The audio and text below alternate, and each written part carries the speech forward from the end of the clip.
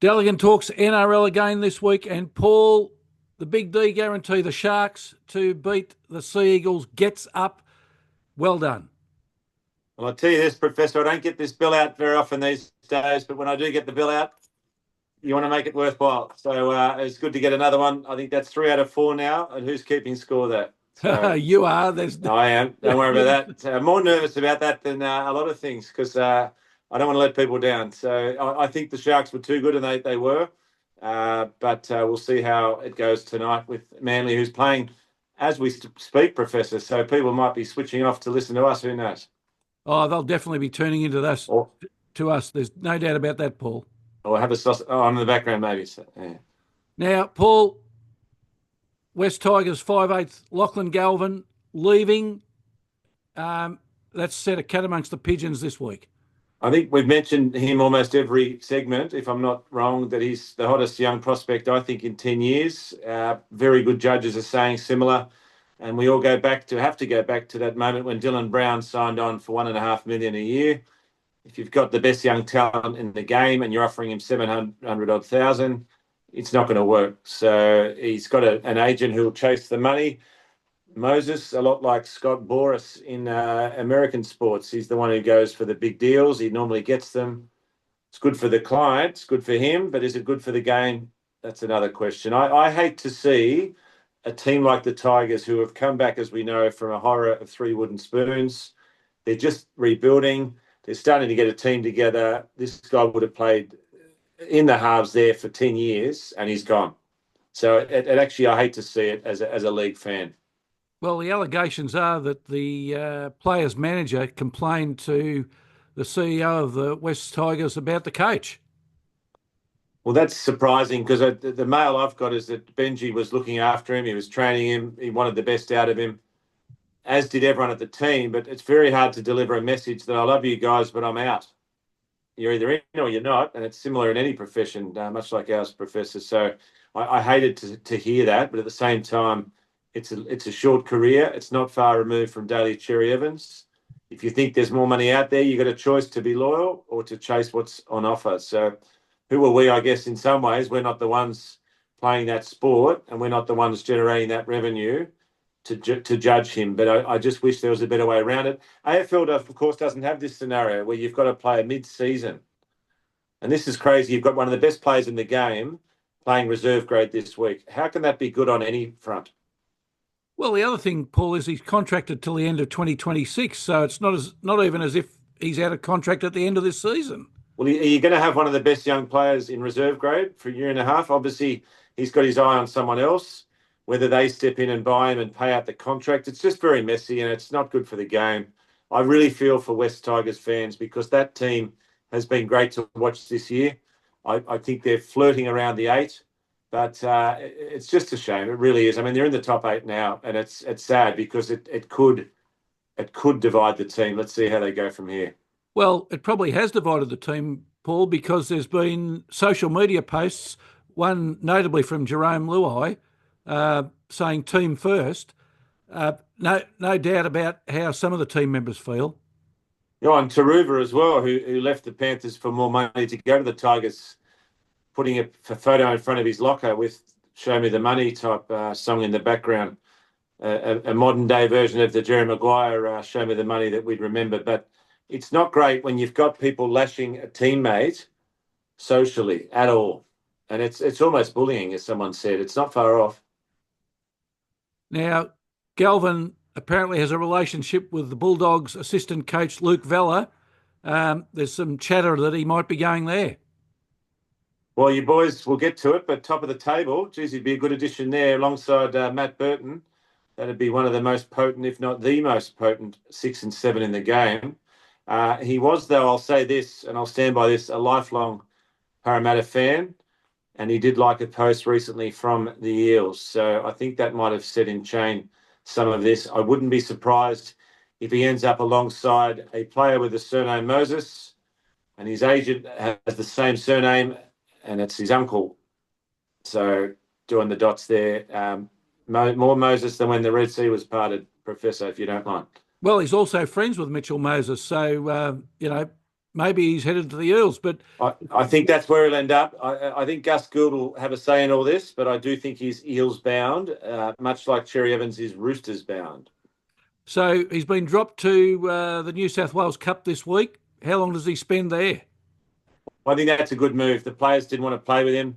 The coach made him front the team, which I thought was a bit harsh, but at the same time, he tried to defend his actions. Didn't go down very well, as you can imagine. He's chased the money, but it's very hard to tell your teammates, I'm here with you, but I'm not. I'm off. So it's just a tough situation all around. It really is. Do you think they'll release him before the end of the contract? Oh, they will, depending where he goes. And what it would be is, of course, that the team that he goes to having enough salary cap space to pay his contract. That's normally the sticking point, but a deal probably couldn't and will be done. Much like Wayne Bennett and Seabold when they swapped coaching roles and were supposed to do a year. Something was worked out, Professor. It'll all work out, I think. So it's round 7, Paul. We've had Dylan Brown, Cherry Evans, and now Galvin. Who's next week? Well, I think that might be it for the marquee type halves. And as I said, it doesn't happen in the AFL. So whether the NRL could reach that type of level, because it's a circus that the game doesn't need, when the comp is as unpredictable and as amazingly entertaining as ever, it's a sideshow that the game doesn't need or want. All right, Paul, let's look at last week's games. The Dolphins 30, the Panthers 12. I think we can now put a red line through the Panthers, can't we? We can. I'm pretty sure I tipped the Panthers last week. I didn't think the Dolphins had it in them. They're impressing in games, much like the Cowboys. So it's a Queensland resurgence. But the Panthers are gone. And I'm just looking now. I think that you can draw a line through them. The bookies still have them at $14, but it might as well be $34. They are red pen material, Professor. They'll be nuisance value, but nothing else.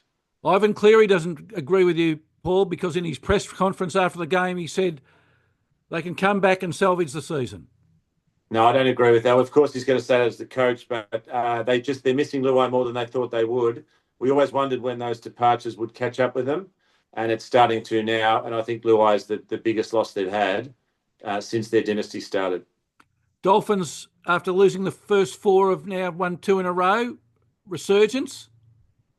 Oh, possibly, but they'll be brought back to earth this week with the Storm. If they beat the Storm tomorrow night, well, I can say that. But I've still got maybe a pink pen through them, Professor. I don't know if we've got the dreaded red pen through them yet. Dragons 38, Titans 16. The Titans continue to confuse us, Paul. They showed so much in those 2 wins, and now they've lost 2 in a row. Are they really going anywhere? I don't think so. I don't think so. We're going to see tonight how good the Dragons are with a big test at Manly, and we'll get to that shortly. But I don't think the Titans, no, they just haven't performed. And it's yet another team on the Gold Coast who hasn't succeeded, Professor. Added to about the 50, I think, across the codes we've counted. Well, 24 to 4 at half time. You're not going to win too many games like that, are you?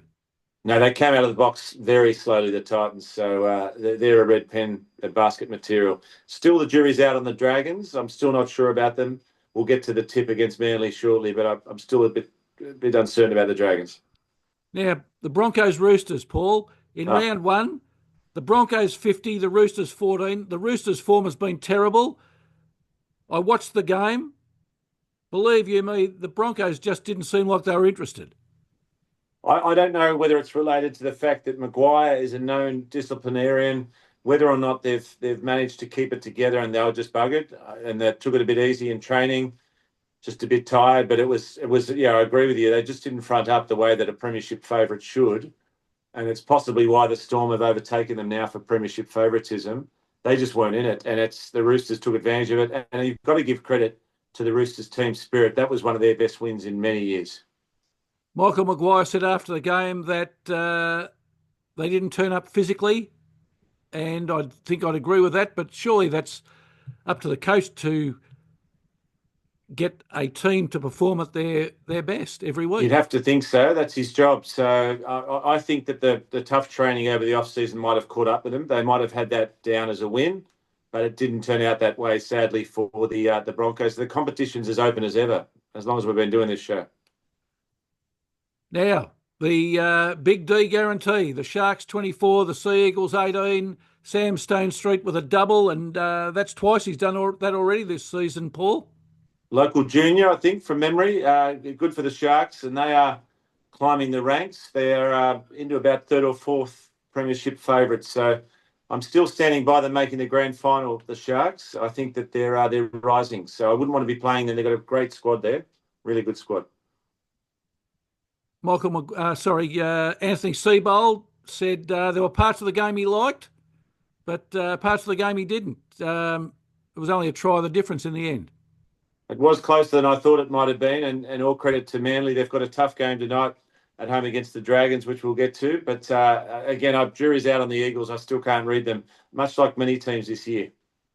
I had to laugh in the press conference, Paul. Craig Fitzgibbon was asked about a decision.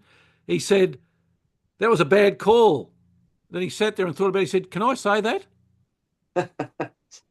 He might be worried about a Ricky Stewart type fine. So I think he's an honest coach, hard-working coach, and he's getting the best out of those Sharks. I'd keep an eye on them. They're going to win most of their games running in from here.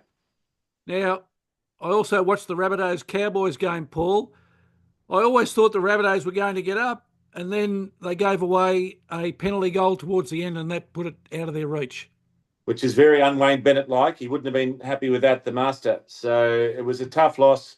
Cowboys on the rise. I wasn't surprised. Unfortunately, though, I thought the Rabbitohs would win, but the Cowboys, you've got to give them credit. They're rising, and they're the sort of team you wouldn't want to be playing. They've got a bye this week to rest up. So we'll see what happens with them. Watch this space, definitely the Cowboys. As opposed to the next team, the Eels. My word, they are bad. Well, before we get there, Todd Payton would be sleeping better now, wouldn't he? He'd have to be, and he's got a very talented team, and that's exactly why he was on the hot seat, because he wasn't getting the results. But for reasons unknown, it just all seems to click, and they've made it work, and they're getting some very good scalps. So they're a team to watch out for, the Cowboys, from here. So after 0-3, we had a red line through them. Now that they're 3-3, have we turned that to pink? We'll take it to pink, I think, yes, or orange, whatever colour you want to do. But I still don't rate them as a top 8 team. But we will see. They've got a lot of talent. They'll be rocked by the origin period, though, so that's going to be tough for them to get through that origin period. I think they might be in the overachieving basket, but we'll see on the Cowboys. I love the passion there. Under 10,000 people saw the Raiders beat the Eels 50-12, 8 tries to 2, Hudson Young a double. The Raiders are now 4-2. Ricky Stewart should be pretty happy. He should be, and they're into 4th place, the Raiders, and they're scoring a lot of points. They're always entertaining, as is Ricky Stewart on the sidelines. Says it how it is. Probably the most entertaining coach, you'd have to say, in the NRL. And his team played up to it against a pretty poor Eels team. And Jason Ryall said they got what they deserved. Yes, so that's not very inspiring from the new coach. I wasn't on board, as you know, when he was appointed, and I haven't been sold, but there's a lot going wrong at the Eels at the moment. I watched the Storm game. Well, I watched the first half, Paul. The Storm put on a clinic, 36-0 at half time. And believe you me, they scored the 20-minute mark, the 23-minute mark, the 27-minute mark, and the 30-minute mark. I don't know that the Warriors touched the ball for about 10 minutes. And I've been saying this for a long time. I've been here for nearly 20 years in Melbourne. I've been watching teams dismantled by the Storm for nearly 20 years. They have a science and a formula, and you're not going to win games like that. You've got to remember, though, that the Warriors before that game had won 3 out of 4. So they were absolutely dismantled, and I've seen it from probably 100 teams now arrive in good form, and the Storm just put the blowtorch to them. So a very tough time to be a Warriors fan. They have a drought. I think it's 18 matches now against the Storm since they've won. So a long drought there, Professor. The only problem coming out of that game for the Storm, Paul, Jerome Hughes suffered a shoulder injury. He came off at halftime, didn't go back on, but he's selected in the team. That might be an ongoing problem for them. It may be. They've got a relatively easy match this week against the Dolphins. I think they'll win that easy. He is named, and I think they'll win easy without jumping ahead. But he is their linchpin. But with that team of Munster, Pappenhausen, Harry Grant, it's premiership favourites for a reason. Very impressive. We said that about the Storm, though, most years, though, haven't we, about this point of the comp? Yep.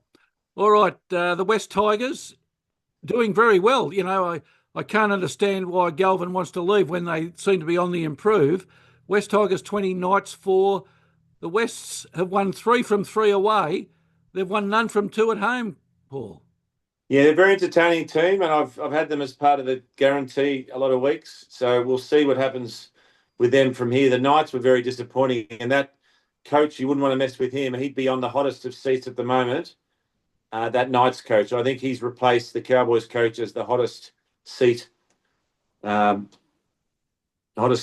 I think that he's in a bit of trouble there, O'Brien, particularly given the money they're putting into Dylan Brown. They don't want Brown and Ponga, Kalen Ponga, $1 million a year without a coach that's going to get them the results. So I don't think he'll last the season, Adam O'Brien at the Knights. Well, the problem is, Paul, they can't score points. Their average over the 5 games they've played, they've averaged 9 points a game.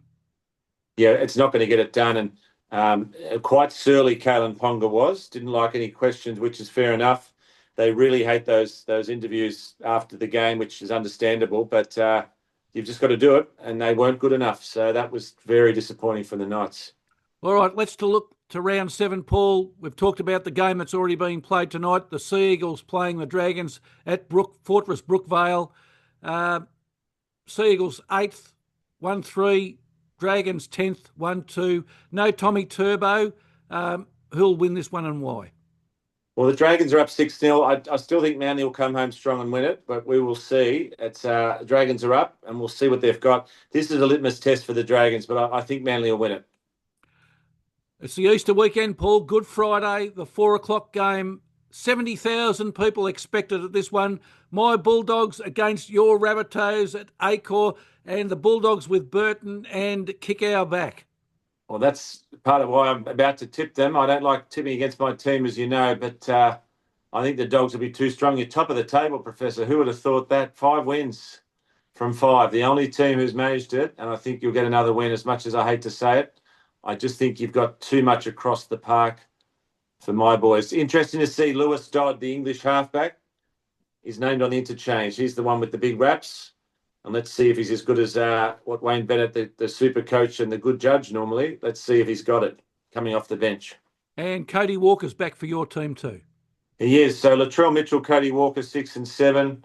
Jai Gray at the back was leading the Dally M. You've got Campbell Graham, Jack Whiten. It's a great team. I think we should be a bit short on the odds than what we are, but I just think the Dogs will have us for just class across the park, I think. The late game tomorrow night, Paul, the Dolphins playing at Suncorp against the against the Storm. Kenny Bromwich back for the Dolphins, former Storm player. Yeah, many times a Storm player, one of the legends, and it really affected the Storm when he left and his brother. But the Storm are going way too well for the Dolphins, and I think they'll win that quite easy. Saturday, the first game at 5:30, because there's only 2 games because we've got a game on Easter Monday. The Warriors playing in Auckland against the Broncos. If the Broncos play as insipidly as they did last week, Paul, guess what? They'll probably lose to Auckland at home, or the Warriors at home. Yeah, I know how unpredictable the Warriors are. There'll be a big crowd there, but I do think the Broncos will rebound. If they don't, there's some alarm bells ringing for the Broncos, given they've been tipped by many, including me, to win the comp. I think they'll be too strong for the Warriors. The late game, Paul, the Roosters in 15th position playing the Panthers in 16th position. Now, I did a bit of homework. When was the last time that those 2 teams were second and third last on the ladder? 2016, if you don't mind. I was going to say it'd be quite a while, and I think the Panthers should have enough. But I've got to say, and this is rare for a Rabbitohs fan to say this, I admire the spirit of that Roosters team. You've got the world's tallest halfback, Hugo Savala, at 7. But up against Cleary, I just don't think they'll get it done. So we will see, though. The Panthers Stowe fans, they're being tested, and the dynasty's well and truly over. But I think they'll have enough just to get over the Roosters. All right, Easter Sunday, Paul, the first game at 2 p.m.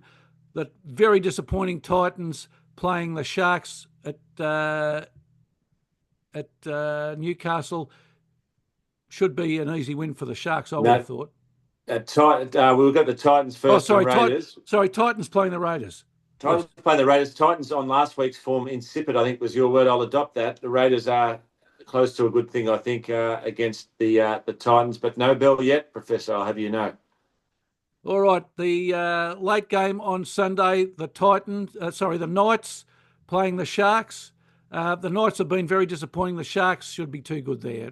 They should be too good there, and it's too short for me to ring the bell, Professor. You know, I like to offer some value to the Big D guarantee listeners. So I'm tipping the Sharks to win. I wouldn't be surprised if the Knights win at home with a rebound type performance, but the Sharks should get it done, Professor, I think.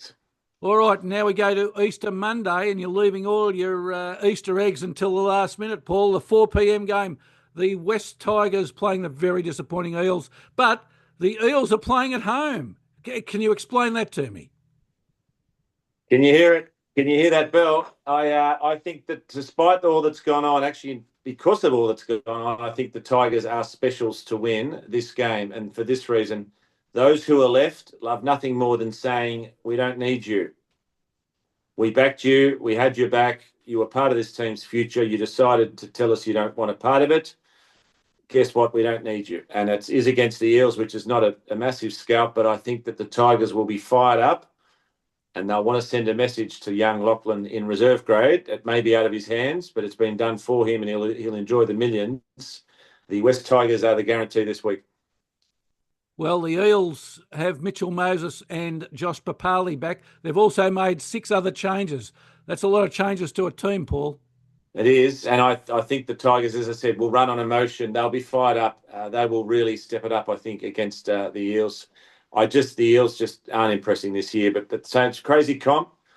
$1.72 the Tigers, so not exactly a sure thing, but I'm happy to get the bell out and call the Tigers a special. I love a bit of emotional type reaction from players, and you'll get it from the Tigers. They, forgive the pun here, galvanised the Tigers. They'll be out and about, and they'll be specials.